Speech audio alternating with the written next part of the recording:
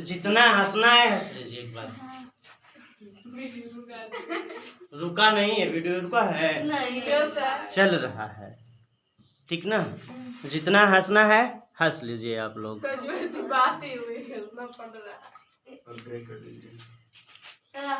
काट करके हटा देंगे, ठीक ना। चलिए देखिए, अब हम लोग अपने टॉपिक पे आते हैं। आज हम लोगों को पढ़ना है फ्यूचर कॉन्टिन्यूअस टेंस। क्या पढ़ना है? Future continuous tense. बिल्कुल माइंड को एकदम ढीला करके बैठिएगा, ठीक ना, क्योंकि यह लास्ट कॉन्टिन्यूअस है। प्रेजेंट कॉन्टिन्यूअस हो चुका है, पास्ट कॉन्टिन्यूअस हो चुका है, ये आपका लास्ट है फ्यूचर कॉन्टिन्यूअस, ठीक ना। फ्यूचर कॉन्टिन्यूअस की पहचान क्या है? जैसे पास्ट कॉन्टिन्यूअस की पहचान हम पढ़ रहे थे, प्रेजेंट कॉन्टिन्यूअस की पहचान को पढ़े, उसी तरह से फ्यूचर कॉन्टिन्यूअस टेंस की पहचान होती है। इसकी अपनी अलग पहचान होती है। इसकी पहचान क्या होती है? तो क्रिया के अंत में, वाक्य के अंत में कभी नहीं कहेंगे, क्रिया के अंत में रहा होगा, रही होगी, रहे होंगे, रहा होगा आदि शब्द आते हैं, ईटीसी शब्द आते हैं, ठीक ना। यह भी कभी कभी आता है कि रहता होगा, रहती होगी, रहता होगा, ठीक ना, इस तरह का भी आता है। तो ये आपकी पहचान है। जैसे प्रेजेंट कॉन्टिन्यूअस में सहायक क्रिया थी, पास्ट कॉन्टिन्यूअस में थी, वैसे ही आपके फ्यूचर कॉन्टिन्यूअस में भी सहायक क्रिया होती है, ठीक। फ्यूचर कॉन्टिन्यूअस में दो प्रकार की सहायक क्रिया होती है। कौन कौन?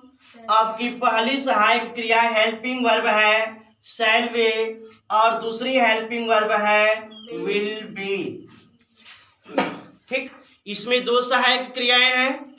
इन दोनों का प्रयोग अलग अलग सब्जेक्ट के साथ होगा। किसके किसके साथ होगा? तो ध्यान दीजिए, शैल बी का प्रयोग सिर्फ आई और बी के साथ होता है। किसके साथ? आई और बी के साथ। विल बी का प्रयोग, तो यहां आप देख रहे हैं आई बी को छोड़कर, आई बी को छोड़कर, क्यों छोड़ करके? आई बी के साथ तो शैल का प्रयोग हो गया, तो आई बी को छोड़ करके जितने निरहुआ, गुरहुआ, चिंटुआ, पिंटुआ, नदी, नाला, तालाब, पोखरा, जानवर मिल रहे हैं, सभी सब्जेक्ट के साथ, सभी सब्जेक्ट के साथ विल का प्रयोग होगा। विल बी, समझ में आ रहा है? तो ये तो मालूम हो गया कि सहायक क्रिया हमारी ये है, यहां दिया हुआ है। किसके साथ प्रयोग होगा यह भी मालूम हो गया, लेकिन कैसे प्रयोग होगा, कहाँ प्रयोग होगा, वह चीज यहां आपको सूत्र के रूप में दिखाया गया है। दिख रहा है? इसमें सबसे पहले क्या लिखा है? सब्जेक्ट लिखा है ना। ट्रांसलेशन बनाते समय सबसे पहले हम सब्जेक्ट लिखते हैं। सब्जेक्ट लिखने के बाद सहायक क्रिया लिखते हैं। तो सब्जेक्ट के अनुसार या तो शैल होगा या तो विल का प्रयोग होगा, ठीक। इसके अनुसार हम इन दोनों में से कोई एक लिखेंगे। इसको लिखने के बाद सहायक क्रिया में देख रहे हैं कि यहाँ पे वी दोनों में लगा हुआ है, लगा हुआ है ना, तो इसको हम वी को अलग कर दिए हैं, यानी कि इसको लिखेंगे, इसके बाद वी को लिखेंगे। वी लिखने के तुरंत बाद हम वर्ब लिखेंगे, मेन वर्ब, ठीक, और मेन वर्ब में ING लगा देंगे। क्लियर है? क्योंकि कॉन्टिन्यूअस है। कल हम बताए थे अगर कोई कॉन्टिन्यूअस है, चाहे प्रेजेंट का कॉन्टिन्यूअस है, चाहे पास्ट का कॉन्टिन्यूअस है, चाहे फ्यूचर का कॉन्टिन्यूअस है, कोई भी कॉन्टिन्यूअस टेंस है उसमें ING लगेगा, ठीक। अगर कहीं भी कंटिन्यूअस आ रहा है तो तुरंत वर्ब में आईएनजी लगा दीजिए। क्लियर? तो यहाँ कंटिन्यूअस है तो इसमें भी आईएनजी लगेगा। अब ये आपका वर्ब हो गया। इसके बाद हम लिखते हैं ऑब्जेक्ट। ऑब्जेक्ट के बाद जो कुछ बच्चा कुचा होता है अदर वर्ड से उसको लास्ट में कर देते हैं। तो ये हमको मालूम हो गया कि हमारा फ्यूचर कंटिन्यूअस टेंस का फार्मूला क्या है। मालूम हो गया ना? आइए एक एग्जाम्पल के द्वारा इसको हम समझ लेते हैं। एग्जाम्पल दिया है, राधा सुबह में भोजन पका रही होगी। राधा सुबह में भोजन पका रही होगी। कौन? राधा। इसमें सब्जेक्ट कौन है? राधा। तो राधा ये आपका सब्जेक्ट हो गई। राधा सब्जेक्ट है। क्लियर? अब राधा कौन सा काम कर रही है? राधा का काम क्या है? राधा का काम पकाना है। पकाना, पका रही होगी, ये हमारा वर्ब हो गया। वर्ब हो गया। क्या पका रही होगी? भोजन। तो ये हमारा ऑब्जेक्ट हो गया। अगर सब्जेक्ट वर्ब ऑब्जेक्ट के बारे में पूरी जानकारी नहीं है तो पिछली वीडियो जो नहीं देखे हैं जा करके देख सकते हैं। तो इसमें सब्जेक्ट हो गया, वर्ब हो गया, ऑब्जेक्ट हो गया। इन तीनों के अलावा जितना कुछ बचता है उसको हम अदर का नाम देते हैं। क्या कहते हैं? अदर। क्लियर? तो हमको सब कुछ मिल गया। देखिए यहाँ सब्जेक्ट दिया है, सब्जेक्ट मिल गया, वर्ब मिल गया, ऑब्जेक्ट दिया है, ऑब्जेक्ट मिल गया, तीनों मिल गया ना। तो इन तीनों का हमने पता लगा लिया, यह भी मिल गया है। और ये तो हमको पहले से मालूम है कि यह सहायक क्रिया है, इसको मालूम नहीं किया जाता है, इसको रटना पड़ता है आपको। यहाँ से फ्यूचर कंटिन्यूअस टेंस के सहायक क्रिया। ठीक ना? अब ट्रांसलेशन बनाने में इसका हम नकल करेंगे। बताइए कि फार्मूला में सबसे पहले क्या लिखा है? सब्जेक्ट लिखा है ना, तो हम सब्जेक्ट को लिखेंगे। सब्जेक्ट इसमें कौन है? राधा है। तो राधा को हम लिख लेते हैं सबसे पहले। राधा को लिख लिए। अब बताइए राधा के बाद ये सहायक क्रिया लगेगी, या तो शैल या तो विल। अब शैल का प्रयोग होगा कि विल का प्रयोग होगा? तो यहाँ हम देख लेते हैं शैल का प्रयोग सिर्फ आई और वी के साथ हो रहा है। हो रहा है ना? इसका मतलब है कि आई वी के अलावा जो होगा सबके साथ विल वी का प्रयोग होगा। तो हम राधा के साथ किसका प्रयोग करेंगे? विल का प्रयोग करेंगे। तो राधा विल, इसके बाद बी यहाँ से जोड़ दीजिए, राधा विल बी हो गया। अब यहाँ आपकी यह मुख्य क्रिया दिख रही है। मुख्य क्रिया है ना, इसमें आईएनजी लगा है। तो इसमें वर्ब कौन है? पकाना। पकाना ही वर्ब है ना। पकाना किसके मीन्स होता है? कुक। तो कुक को हम लिख लेते हैं, लेकिन इसमें आईएनजी लगा हुआ है तो आप भी आईएनजी लगा लीजिए। तो कुकिंग हो गया। Radha will be cooking. अब नंबर है ऑब्जेक्ट का। तो ऑब्जेक्ट कौन है? भोजन। भोजन को लिख लीजिए, फूड। इसके बाद है अदर। तो अदर कौन है? सुबह में। तो सुबह में का क्या होता है? In the morning. In the morning हुआ। तो पूरा एक सांस में पढ़िए, देखिए क्या मिल रहा है? Radha will be cooking food in the. Clear? ये हमारा सेंटेंस अफर्मेटिव है या नेगेटिव? अफर्मेटिव है ना। तो यह हमारा सेंटेंस अफर्मेटिव हो गया। क्लियर हो गया? इसी में नाट भी बता दें। ये तो अफर्मेटिव हो गया। मान लेते हैं अगर हमारा सेंटेंस नेगेटिव होता, जैसे राधा, यहाँ तक तो फाइनल है। क्लियर है ना? इसी में नाट का प्रयोग हम बता रहे हैं। राधा सुबह में भोजन नहीं पका रही होगी। नहीं पका रही होगी, निगेटिव हो गया। राधा सुबह में भोजन नहीं पका रही होगी। अब तो निगेटिव हो गया ना। तो जब निगेटिव हो गया, यहाँ पे नहीं आ गया तो इसमें हम नाट कहाँ लगाएं? इसमें भी तो नाट लगाना पड़ेगा। तो इसमें नाट लगाने के लिए ध्यान दीजिएगा, 1 नंबर 2 नंबर तीसरे नंबर पर हम नाट लगा देंगे।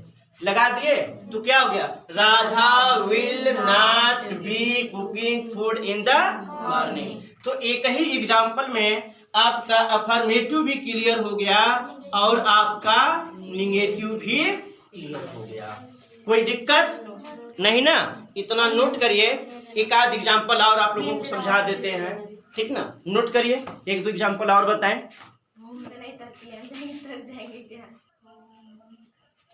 मैं आकाश में पतंग उड़ा रहा होऊंगा, ठीक ना? आपका अगला एग्जाम्पल है, मैं आकाश में पतंग उड़ा रहा होऊंगा। इसमें सब्जेक्ट कौन है?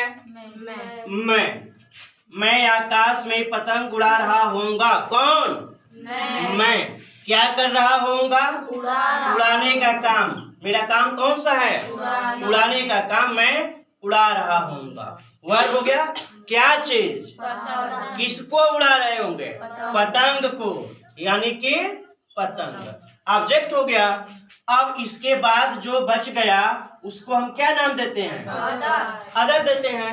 अब बताइए कि हमने सब्जेक्ट वर्ब ऑब्जेक्ट का पता लगा लिया। अब टेंस की पहचान का पता लगाइए। तो ये वर्ब है, वर्ब के अंत में क्या आ रहा है? रहा होऊंगा। और जब रहा होऊंगा आता है तो कौन सा टेंस होता है? फ्यूचर कंटीन्यूअस होता है। फ्यूचर कंटीन्यूअस का फार्मूला भी बताए है ना, उसको देखिए। उसमें सबसे पहले क्या लिखा है? सब्जेक्ट लिखा है। तो इसमें सब्जेक्ट कौन है? आई है। अब जरा नियम में जाकर के पीछे देखिए, आई के साथ विल लगेगा कि शैल लगेगा? शैल लगेगा ना। तो आई शैल और कंटीन्यूअस है तो भी लग जाएगा, आई शैल बी। अब इसके बाद फार्मूला में क्या है? वर्ब लिखे हैं ना। तो इसमें वर्ब कौन है? उड़ाना। उड़ाना किसके मीन्स होता है? फ्लाई। इसमें ING को ऐड कर दीजिए तो आई शैल बी फ्लाइंग। यहाँ तक हो गया। अब वर्ब के बाद क्या लिखते हैं? ऑब्जेक्ट लिखते हैं ना। सूत्र में देखिए, ऑब्जेक्ट क्या है? पतंग है तो फ्लाइंग काइट। इसके बाद अदर, अदर में क्या है? आकाश में। तो आकाश में का क्या होता है? The sky. हो गया। तो I shall be flying kite in the sky. Clear हो गया ना? चलिए इसको देखते हैं। वे मैदान में हॉकी खेल रहे होंगे। कौन? वे। सब्जेक्ट हो गया, बात नहीं। वे कौन सा काम कर रहे होंगे? खेलने का काम। इनका काम क्या है? खेलना। खेल रहे होंगे। क्या खेल रहे होंगे? हॉकी। तो हॉकी आपका ऑब्जेक्ट हो गया। अब जो बच गया उसको हम क्या कहेंगे? अदर। इसमें भी चेक कर लेते हैं क्रिया के अंत में क्या आ रहा है? कन्फर्म है फ्यूचर कंटीन्यूअस है। तब अब जब फ्यूचर कंटीन्यूअस है तो सबसे पहले क्या लिखेंगे? सब्जेक्ट। सब्जेक्ट कौन है? दे। ठीक। अब बताइए कि दे के साथ शैल लगेगा या विल लगेगा? विल का प्रयोग होगा ना। तो दे विल बी को लगा दीजिए, दे विल बी। अब इसके बाद वर्ब कौन है? खेलना। खेलना किसके मीन्स होता है? Play means. इसमें ING को जोड़ दीजिए। क्यों? क्योंकि कंटीन्यूअस है। They will be playing. हो गया। अब इसके बाद वर्ब के बाद क्या लिखेंगे? ऑब्जेक्ट लिखेंगे ना। ऑब्जेक्ट कौन है? हॉकी। HOCKEY। हॉकी हो गया। अब इसके बाद क्या बच गया? अदर। तो अदर में क्या है? मैदान में। तो मैदान में का क्या होगा? इन द फील्ड या ग्राउंड, दोनों कर सकते हैं। हाँ, ग्राउंड भी कर सकते हैं। तो they will be playing hockey in the field. Clear? तो ये बताइए कि यह आपका सेंटेंस अफर्मेटिव है कि निगेटिव? अफर्मेटिव है। और हाई क्या है? यह भी अफर्मेटिव है। दोनों अफर्मेटिव ही है ना।